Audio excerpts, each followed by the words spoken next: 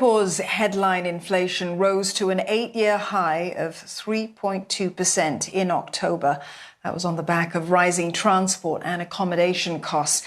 Now, it came in higher than a Reuters forecast of 2.8%. Private transport costs spiked as car prices rose strongly, while accommodation costs were lifted by a larger increase in housing rents. We've come to a bit of a perfect inflation storm, if I may say that, mainly because as demand is picking up, but we are actually facing very tight supply conditions, whether it's in commodities or food items. And of course, also we have supply chain disruptions.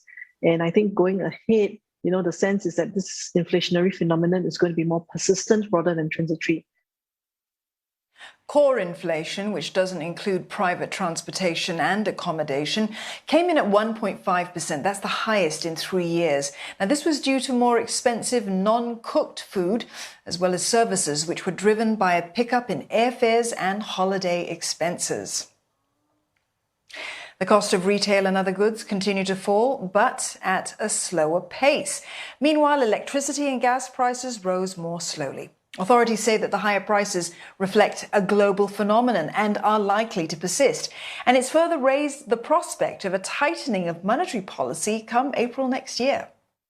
The key question really is whether their wage actually rise in tandem or lags behind the consumer price increase, because this would actually affect, how out of pocket they may feel in terms of the expenditure going ahead. Businesses will probably have to brace themselves to pay higher wages. And this is on top of the other, business cost increases that we have seen so far.